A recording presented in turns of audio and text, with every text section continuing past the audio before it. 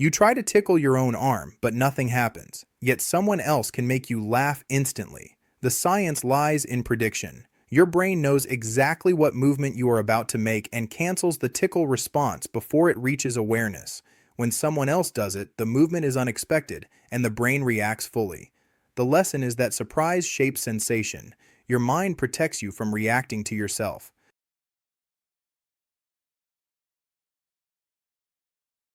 While staring at a screen, your eyes start to feel dry and tired. The science is that focused attention reduces blinking. Blinking normally spreads moisture across your eyes, but when concentration increases, blinking slows down. Less moisture means dryness and strain. The lesson is that attention has physical effects. A simple blink is part of how your body protects itself during modern tasks.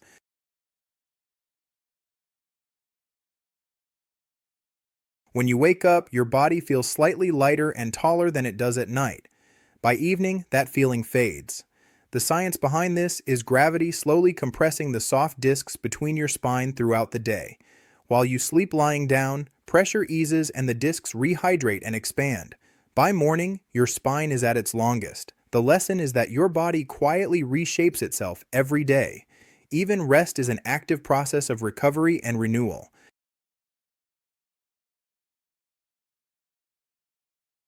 You sit in a quiet room and someone across from you yawns. Within seconds, you feel the urge to yawn too, even though you are not particularly tired. You try to resist, but your jaw stretches open anyway. This is not coincidence. It happens to almost everyone. For years, scientists thought contagious yawning was about tiredness spreading, but the real explanation is far more interesting.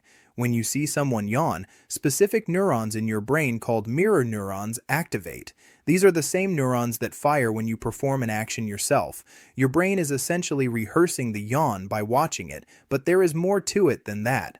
Contagious yawning is linked to empathy and social connection. Studies show that you are more likely to catch a yawn from someone you know and care about than from a stranger.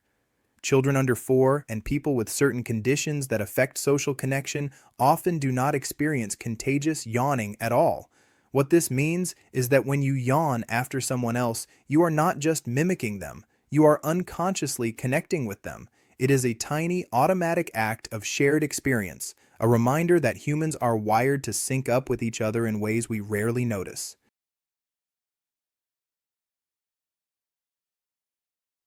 Something moves quickly near your face and you flinch before thinking.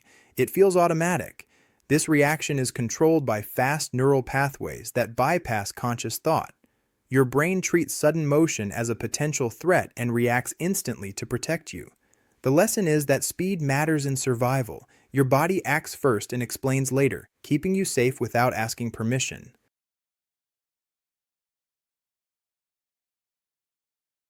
On a windy day, windows sometimes whistle, rattle, or hum. It sounds like the house is making music. The science behind this is moving air, creating vibrations. As wind flows past small gaps or edges, it causes pressure changes that make materials vibrate. Those vibrations turn into sound. The lesson is that sound is simply movement made audible. Even wind and glass can quietly collaborate to create music.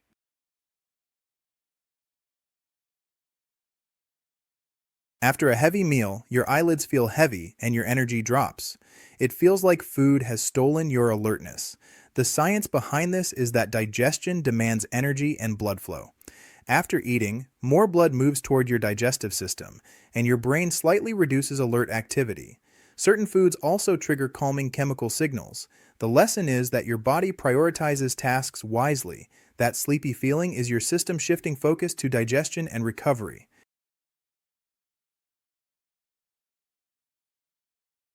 You see someone else yawn, and suddenly you feel the irresistible urge to yawn yourself.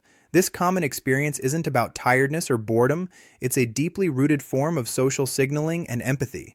In many social animals, contagious yawning may help synchronize group behavior, like signaling it's time to rest or stay alert. In humans, brain imaging studies show that seeing a yawn activates areas of the brain linked to empathy and social processing. It's an unconscious, nonverbal form of connection, a shared rhythm of breath and movement. The contagious yawn is less about needing oxygen and more about our brain's built-in mirroring of those around us, a silent communication of shared state.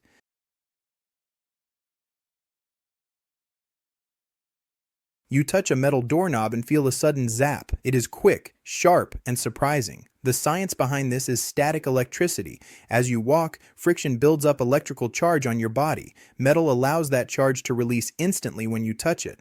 The lesson is that electricity is not just in wires. Your body carries it quietly until it finds a way to escape.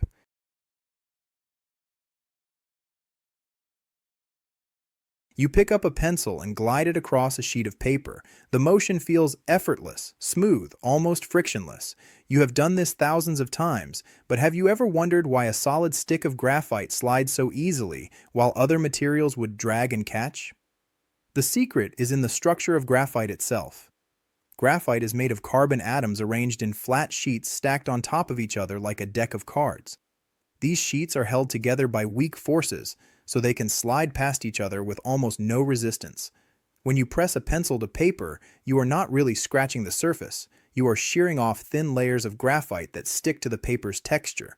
Each stroke leaves behind a trail of these microscopically thin sheets. The smoothness you feel is those atomic layers sliding apart under the pressure of your hand. It is the same property that makes graphite useful as a dry lubricant in machines. The pencil is not carving into the paper. It is depositing itself, one atomic layer at a time. Every line you draw is a carefully controlled act of controlled crumbling. Writing with a pencil is not destruction. It is a transfer, a quiet conversation between two surfaces at the molecular level.